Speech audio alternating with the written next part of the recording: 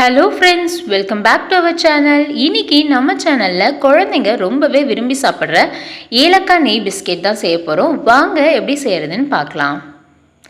ஒரு பாத்திரத்தில் பவுடர் பண்ண சுகர் 1 கப் எடுத்துக்கலாம்.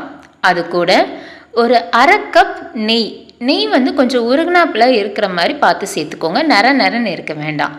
நெய்யும் இந்த சர்க்கரையும் நல்லா ஒரு விஸ்கு வச்சு நல்லா எல்லாத்தையுமே ஒன்று சேர்ந்து வர அளவுக்கு பீட் பண்ணி எடுத்துக்கலாம்.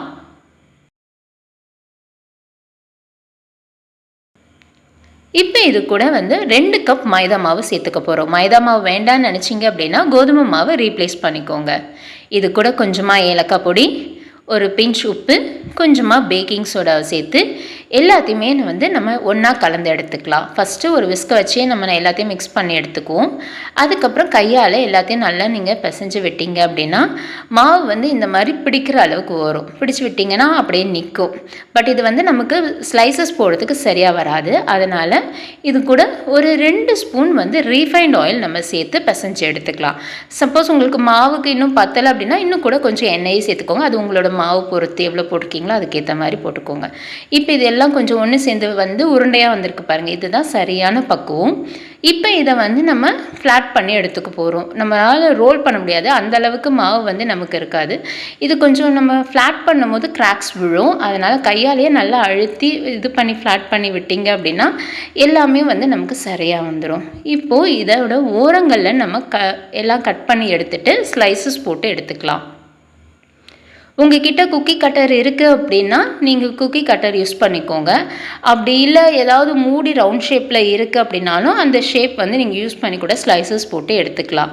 இன்றைக்கி நம்ம நார்மலாக கத்தியை யூஸ் பண்ணி ஸ்லைசஸ் போட்டு எடுத்துக்கலாம். ஓரங்களை கட் பண்ணி விட்டுட்டு அந்த எக்ஸ்ட்ராஸை திரும்ப இன்னொரு பேட்சஸ்க்கு நம்ம போட்டு எடுத்துக்கலாம். இப்போ கத்தியாலேயே நம்ம ஸ்லைசஸ் பண்ணி எடுத்துக்குவோம்.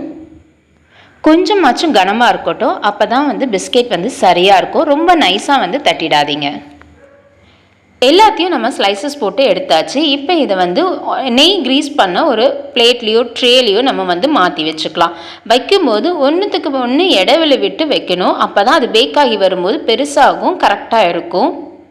இந்த அளவுக்கு ரெடி பண்ணி வச்சுட்டு இதை நம்ம பேக் பண்ணி எடுத்துக்கலாம். நான் கேக் அவனில் பேக் பண்ணி எடுக்க போகிறேன்.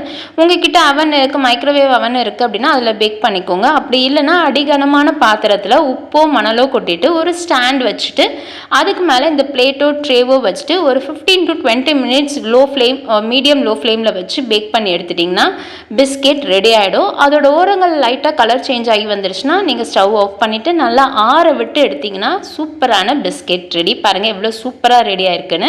குழந்தைங்க ரொம்பவே விரும்பி சாப்பிடுவாங்க. நீங்களும் ட்ரை பண்ணி பாருங்கள். ட்ரை பண்ணி பார்த்துட்டு எப்படி இருந்துச்சுன்னு சொல்லுங்கள். இந்த வீடியோ உங்களுக்கு பிடிச்சிருந்தா லைக் பண்ணிக்கோங்க. உங்கள் ஃப்ரெண்ட்ஸ் அண்ட் ஃபேமிலிஸ்க்கும் ஷேர் பண்ணுங்கள். தேங்க்யூ.